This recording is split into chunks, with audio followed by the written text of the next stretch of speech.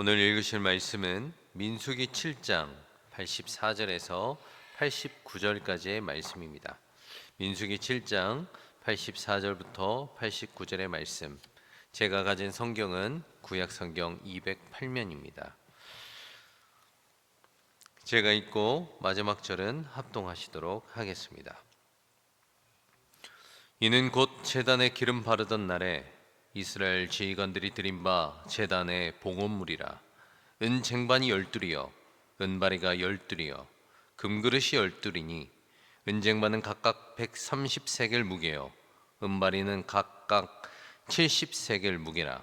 성소의 세겔로 모든 기구의 은이 모두 2400세겔이요 또 향을 채운 금그릇이 12이니 성소의 세겔로 각각 10세겔 무게라. 그 그릇의 금이 모두 120세겔이요 또 번제물로 숫송아지가 12마리요 순양이 12마리요 1년 된 어린 순양이 12마리요 그 소제물이며 속죄제물로 순염소가 12마리이며 화목제물로 숫소가 24마리요 순양이 60마리요 순염소가 60마리요 1년 된 어린 순양이 60마리라. 이는 제단에 기름 바른 후에 드린 바 제단의 봉헌물이었더라. 합동하시겠습니다. 모세가 회막에 들어가서 여호와께 말하려 할 때에 증거계 위 속죄소 위에 두 그룹 사이에서 자기에게 말씀하시는 목소리를 들었으니 여호와께서 그에게 말씀하심이었더라. 아멘. 할렐루야. 오늘 또 새벽에 기도의 자리를 사모하셔서 이 자리에 나오신 우리 성도님들을 주님의 이름으로 환영합니다. 사실 오늘 본문은 10절에서 89절까지의 말씀을 다루고 있습니다. 제가 오늘 본문을 받으면서 민수기 7장 10절에서 89절의 말씀이라고 하길래 좀 많이 당황했는데 다 읽으면 새벽 기도가 끝날 것 같아서 오늘 본문에는 84절에서 89절의 내용을 다루되 전반적인 내용을 한번 나누면서 은혜를 나눠보고자 합니다. 오늘 본문에 보면은 저희가 다 읽어보진 않았지만 모세가 성막을 세우고 성막과 성막에 딸린 그 모든 기구들의 기름을 바르면서 거룩하게 구별하여 하나님께 드리게 됩니다. 그리고 난 뒤에 각 지파가 돌아가며 매일 그 12일 동안 하나님께 봉헌의 제물을 드리게 됩니다. 여호와께 예물을 드렸다라는 것이죠. 총 은쟁반 12개, 금대접 12개, 금접시 12개, 번제물로 드린 숫송아지가 12마리, 순양이 12마리, 어린 순양이 12마리, 속죄제물로 드린 염소가 12마리, 화목제물로 드린 숫소는 24마리, 순양은 60마리, 순염소는 60마리, 어린 순양도 60마리를 봉헌물로 드리게 됩니다. 이것을 이제 12번으로 나누시면 됩니다. 12번으로 나눠서 각 지파마다 동일한 예물을 드립니다. 12번이나 반복되는 이 예물을 드리는 이 모습에 대해서 기록하고 있는 이유가 무엇이겠습니까? 왜 예물은 각 지파마다 어떤 지파는 좀 더 부유하고 어떤 지파는 좀 더 약간 좀 가난할 수도 있지 않습니까?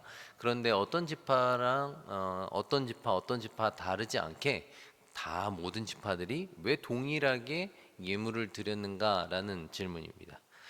얼핏 보면은 이 단조로운 이 예물의 드림이 이 본문은 하나님을 향한 신실한 마음을 보여주는, 각 지파가 동일한 예물을 드림으로써 하나님의 거룩한 사역에 참여하고자 했었던 그 마음이 담겨져 있는 본문이다라고 우리는 오늘을 볼 수 있습니다.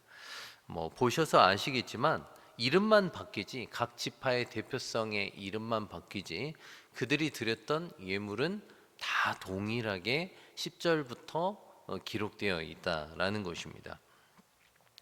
오늘 본문을 보면 지휘관들은 제단에 기름 부은 날에 그것을 기념하여 제단에 예물을 드렸다라고 기록하고 있습니다. 그리고 하나님께서는 하루에 한 사람씩 12날을 이 12날에 걸쳐서 지휘관들에게 동일한 예물을 드리도록 하십니다. 여기서 드러나는 반복되는 사실은 하나님께서 12사람에게, 이 대표성을 가진 12사람의 지파에게 예물을 하루에 한 번씩 받으셨다라는 것입니다. 이것은 단순한 시간의 배분이라든지 한 지파마다 나와서 드리는 것에 대한 그냥 기록, 시간상 순서대로 기록을 해 놓았다라는 것이 아니라 하나님께서 각자의 헌신에 대한 이 소중하게 여기신 상징적인 표현이 들어가 있는 본문이다라는 것입니다. 단체로 그냥 한 번에 우르르 몰려가서 동일한 예물을 그냥 드린 것이 아니라 각 지파가 대표로서 각자 정성스럽게 준비한 그 예물을 하나님께서 각각 다르게 기뻐 받으시고 따로따로 받으셨다라는 것입니다. 제가 서두에 이제 설교 서두에 말씀드렸다시피 오늘 지파마다의 예물은 동일하게 기록이 됩니다. 이는 보는 이로써 저희가 만약에 10절부터 오늘 83절까지 읽었더라면 아주 지루할 수 있는 본문입니다. 똑같습니다. 내용이 이름만 바뀌지 계속 똑같은 내용이 반복된다라는 것이죠. 누가 바쳤고 동일한 누가 순양 몇 마리 이런 바친 내용이 똑같이 기록되어 있다는 것이죠. 그런데 왜 이렇게 하나님께서는 모든 지파의 그 예물의 바침을 똑같이 한 명도 빼놓지 않고 다 기록했느냐? 하나님께서는 각 지파의 드림을 다 같이 취급하지 않으셨다라는 것을 나타냅니다. 우리는 종종 교회에서 나의 드리는 헌신이 너무나 작고 나의 헌신이 너무나도 평범한 것 같은, 별거 아닌 것 같다라는 생각이 들 때가 있습니다. 그러나 오늘 하나님께서는 한 지파, 한 사람, 그 한 헌신을 귀하게 여기신다라는 것을 나타냅니다. 오늘 본문을 봐도 하나님은 반복되는 그 헌신 속에서 진심을 찾으시며 그 마음을 보시게 됩니다. 하나님의 드린 마음은 결코 반복되거나 사라지는 것은 없다라는 것이고, 하나님은 동일한 예물의 방식을 통해서도 각각 받으신다는 것을 나타내고 있습니다. 똑같은 봉사를 통해서도, 같은 예배를 통해서도 그 중심이 세워져 있다면, 하나님에 대한 마음이 준비되어 있다면 하나님은 다 그것을 기억하시고 기뻐하신다라는 것입니다. 또한 12지파가 드린 예물이 동일하는 것도 또 다른 메시지를 주는데, 이것은 하나님께서 각 지파에게 요구하신 것은 예물의 기준은 동일했다라는 것입니다. 각 지파는 이 요구에 순종해서 일치된 모습으로 예물을 드리기만 하면 되었습니다. 이는 공동체의 하나됨을 상징하는 본문입니다.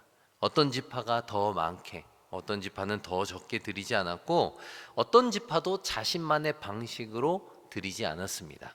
자신만의 스타일로 행동하지 않았다라는 것입니다. 모두가 같은 한 마음, 같은 형식으로 하나님의 거룩한 사역에 참여했다라는 것을 보여주고 있는 본문이다라는 것입니다. 오늘날 우리 교회 공동체가 배워야 될 모습이다라고 생각합니다. 우리는 다양한 은사와 다양한 강점으로, 재능으로 교회 안에서 섬김의 모습을 드러냅니다. 그러다 보니 서로를 비교하고 경쟁하기도 합니다. 그러나 하나님 앞에서의 헌신은 누구나 동일한 정성, 누구나 동일한 사랑으로 하나님께 드리는 것임을 믿습니다. 그 내용이 똑같을 수가 없다는 것이죠. 하지만 정신만은 동일해야 한다는 것입니다. 이 교회가 사역을 할 때 누군가는 말씀으로 섬깁니다. 누군가는 봉사로서 섬기고, 누군가는 재정으로서 섬기고, 누군가는 기도로서 섬길 것입니다.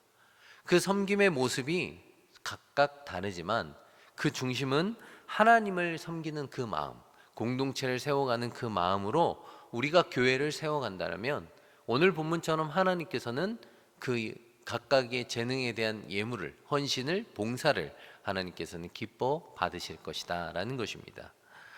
그러나 마치 오늘 12지파의 드림이, 제사를 드림이, 예배를 드림이, 예물을 드림이 마치 우리에게는 지루해 보일 때가 있다는 것입니다. 매일 똑같은 시간, 매일 같은 자리, 똑같은 예배를 드리면서 말씀과 찬양으로 예배하는 모습이 그렇게 우리에게 비춰질 수도 있다는 것이죠. 그러니까 예배의 모습을 보면은 주일날 예배의 순서를 보시면은 매주 같지 않습니까? 그런 모습들을 보면서 어쩌면 단조로 보일 수도 있다라는 것이죠. 매주 같은 예배의 모습을 보면서 우리는 왜 뭐 눈만 감아도 그 다음 순서는 뭐가 나올지 알고 있다라는 것입니다. 하지만 우리는 그 단조로움 안에서마저도 하나님과의 임재, 하나님의 임재와 그리고 공동체의 연합을 경험하게 됩니다. 하나님은 각 지파의 헌신을 통하여 이스라엘을 하나 되게 만드셨고, 그리고 그것은 단지 형식의 통일이 아니라 마음의 연합을 보여주는 형식을 통하여 나도 하나님께 드리겠다는 이 마음이 내 사역에 동참하고 싶다는 그 마음으로 동일하게 연결이 되어서 우리가 그 하나의 사역을 통하여 하나를 바라보면서 나아가기 때문입니다. 우리는 알고 있습니다. 하나님은 우리의 형식보다 마음을 더 보시는 분이구나.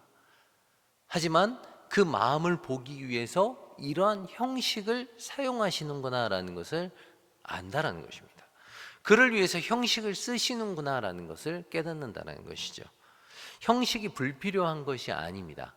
우리의 마음을 더욱더 다잡기 위하여, 그리고 우리가 하나님께 더욱더 온전하게 나아가기 위하여 형식은 필요하다라는 것이죠. 저도 어릴 때는 왜 교회에서 뭐 반바지 입고 오는 것을 뭐라 하거나 아니면 슬리퍼 신고 오는 것을 막 뭐라 하는 것을 잘 이해를 하지 못했습니다. 뭐 좀 신을 수도 있고 반바지 입을 수도 있고 아니면은 와서 예배 형식을 조금 바꿔볼 수도 있지 이렇게 생각을 했지만, 지금 제가 장성하고 제가 목사라서 그러는 것이 아니라 우리의 외적인 모습과 그리고 형식적인 그런 그 순서에 따른 예배의 모습들이 필요한 것은 우리의 마음이 먼저 준비되어야, 그리고 같은 형식으로 준비가 되어야 하나님께서는 그 예배를 기쁘게 받으신다라는 것을 깨달았기 때문이죠. 그래서 어쩌면 우리가 예배를 드리는 이 형식이 어떻게 보면 단순하게 지루하고 고리타분해 보이고, 요즘 말하는 MZ 세대들은 왜 이렇게 예배를 드리지? 이렇게 생각할지 몰라도 이 형식은, 하나님의 드리는 예배의 형식은 아주 우리에게 필요하다라는 것입니다. 이를 결론 짓는 것이 바로 89절입니다. 아주 인상적으로 이 예물의 드림에 대해서 마무리가 되는데 제가 한번 읽어보도록 하겠습니다. 모세가 회막에 들어가서 여호와께 말하려 할 때 증거궤 위 속죄소 위에 두 그룹 사이에서 자기에게 말씀하시는 목소리를 들었으니 여호와께서 그에게 말씀하심이었더라. 모세가 회막에 들어가서 하나님의 말씀을 듣는 장면은 단순하게 하나님이 모세와 그 대화하는 그 장면이 아니라 하나님의 임재 안에 하나님의 종이 들어가서 말씀을 듣는 장면을 말하는 것입니다. 그러니 이 장면이 중요한 것은 바로 이 예물을 드림 이후에 하나님의 말씀이 이 종에게 임하였고, 모세라는 종에게 임하였고, 하나님의 종이 이 하나님의 말씀을 들으러 들어갔다는 것입니다. 언제 시작되었다라고요? 바로 예물을 드림, 봉헌 이후에 기록되었다라는 것이 중요하다는 것입니다. 이는 상징성이 있는데 하나님은 헌신된 곳에 임재하신다라는 것을 드러냅니다. 공동체가 하나 되고 하나님께 나아간 그 자리에서 하나님께서는 어떻게 하신다라고요? 임재하신다, 말씀하신다라는 것이죠. 하나님의 능력이 임한다라는 것입니다.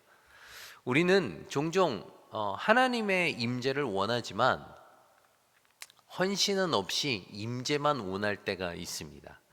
하나님 제발 이번은 임재해 주셔서, 하나님 그 영광을 드러내 주셔서 제 기도 제목을 꼭 들어주십시오, 이렇게 이야기한다는 것이죠.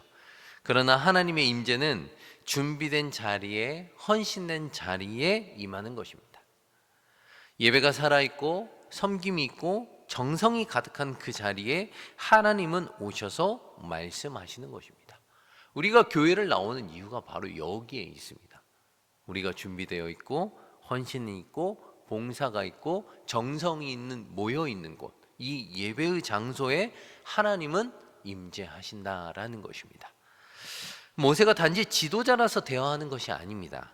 하나님의 임재 자리에 들어갈 수 있었던 이유는 그 자리에는 이미 12지파의 순종과 헌신이 가득했기 때문입니다. 하나님은 그런 자리에 임하십니다. 준비된 마음과 드려진 마음, 순종이 가득한 이 공동체 안에서 하나님은 말씀하시고 역사하시는 것입니다. 그러므로 우리가 하나님의 말씀을 듣고 싶다면, 음성을 듣고 싶다면 우리는 먼저 무엇을 준비해야 됩니까? 예배를 준비해야 됩니다. 그 헌신된 모든 것이 집약되어 있는 것이 바로 예배이기 때문입니다. 예물을 준비하고 마음을 준비하고 하나님께 나아갈 자리를 준비하는 것입니다. 그리고 반복된 그 준비를 통해서도 그 반복된 형식을 하나님께서는 기뻐 받으신다라는 것을 기억해야 됩니다. 그리고 헌신을 기뻐하신다라는 것을 깨달아야 한다라는 것입니다. 어쩌면 우리도 오늘 새벽 예배도 수요 예배도 금요 예배도 주일 예배도 모두 똑같이 드려지던 이 예배가 마치 똑같은 것만 같습니다. 어쩌면 매일매일 기도하는 거, 매일매일 성경 읽는 것이 지루하게 느껴질 수도 있습니다. 아니면 너무나도 형식에 얽매여 있는 것 같습니다. 하지만 하나님께서는 준비된 자에게 말씀으로 임하신다는 것을 기억하셨으면 좋겠습니다. 저도 우리 고등부 아이들을 섬기면서 그 아이들에게 항상 이야기하는 것이 있습니다. 항상 반복된 신앙의 습관들이 있어야 하나님께서는 여러분의 삶에서 임재하시고 그 능력을 발휘한다는 것을 우리 아이들에게도 항상 가르쳐주고 있습니다. 반복된 신앙의 습관, 이것은 굉장한 힘을 갖는 하나님의 임재를 경험할 수 있는 우리의 올바른 신앙 습관임을 믿습니다. 사랑하는 여러분, 오늘 말씀은 반복되는 예물의 기록 속에서도 단조롭고 따분한 것이 아닌 이스라엘의 전체 공동체가 온 마음으로 준비했던 감동과 헌신의 진실함이 드러나 있는 본문이다라고 말씀드릴 수 있습니다. 하나님은 각 지파의 정성된 예물을 반복해서 기록하심으로 인하여 모든 지파의 마음을 하나도 빼놓지 않고 기록하셨던 사실을 우리에게 가르쳐 주십니다. 하나도 빠지지 않고 받으셨다라는 사실입니다. 그리고 마지막에 모세에게 말씀하시는 그 하나님의 임재의 사건은 단순하게 대화가 아닌 하나님은 헌신 가운데 임재하시고 공동체를 살리시고 인도하시고 그 공동체를 견고하게 하는 능력이 된다라는 것을 우리는 배웠습니다. 사랑하는 여러분, 하나님 앞에 우리의 헌신이 아무리 반복되고 아무리 작고 아무리 초라해 보인다라고 할지라도 하나님은 그 하나하나의 헌신을 다 기억하신다라는 것을 기억하시길 바랍니다.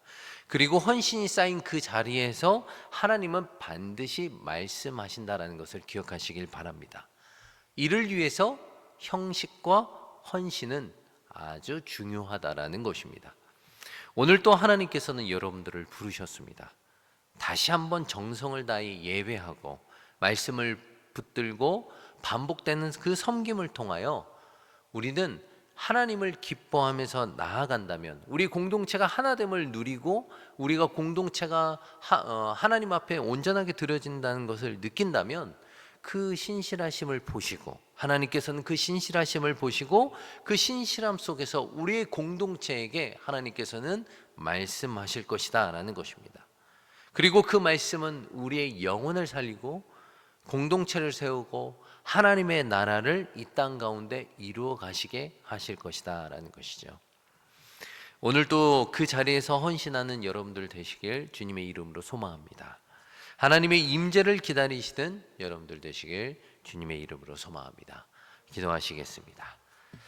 하나님, 우리의 헌신이 비록 작고 초라할지라도 하나님께서는 그 모든 헌신을 받으신다라고 말씀하셨사오니, 기뻐하신다라고 말씀하셨사오니 하나님의 그 사랑을 우리가 헌신 안에서, 형식 안에서 누릴 수 있게 하여 주시옵시고 하나님 안에서 그 모든 것을 누리며 하나된 공동체를 이루어가며 하나님의 그 온전하신 성소를 만들어가는데 우리가 협력할 수 있도록 하나님 아버지와 도와주시옵소서. 오늘 또 예배를 통하여 하나님께서 임재하실 줄 믿사오며 주 예수 그리스도의 이름으로 기도합니다. 아멘.